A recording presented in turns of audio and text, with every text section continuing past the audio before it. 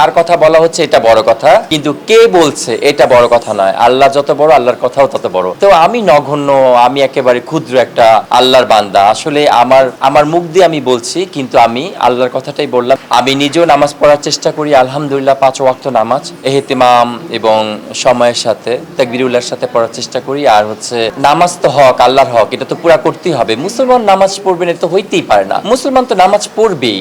আর আল্লাহ আমাদের কত সুস্থ রেখেছে, ভালো রেখেছে, তো এটা আল্লাহর হক না? আর আল্লাহ পাকের তো ওয়াদা আছে, আল্লাহ সুবহান তাআলা যে ব্যক্তি 5 ওয়াক্ত নামাজকে আদায় করবে, আল্লাহ সুবহান তাআলা তাকে নিজ জিম্মায় জান্নাত দিবে। মানে এটা আল্লাহ পাকের ওয়াদা, আর আল্লাহ যেটা ওয়াদা করে সেটা অঙ্গীকার ভঙ্গ করে না। আর নামাজের দ্বারায় আল্লাহ সুবহান তাআলা বান্দার রিজিককেও কিন্তু প্রশস্ত করে দেয়। নামাজের দ্বারা আল্লাহ সুবহান তাআলা কবরের আযাবকে বন্ধ করে।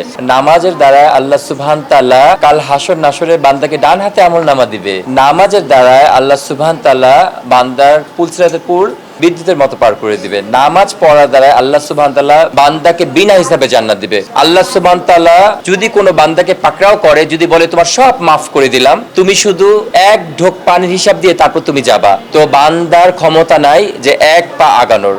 তো আল্লাহ তাআলা যদি কাউকে মেহেরবানি করে, আল্লাহ সুবহান তাআলা কাউকে যদি মাফ করে দেয়, তো আল্লাহ সুবহান তাআলার পক্ষ থেকে সে ওই ব্যক্তি নাজাত হয়ে যাবে। তো সবাই দোয়া করবে আল্লাহ সুবহান তাআলা আমরা হেদায়েতের মহতাজ, আল্লাহ সুবহান তাআলা যেন আমাদেরকে হেদায়েত দেয়, আর আমরা সারা বিশ্বে যেন হেদায়েতের ফেজা কায়েম হয়।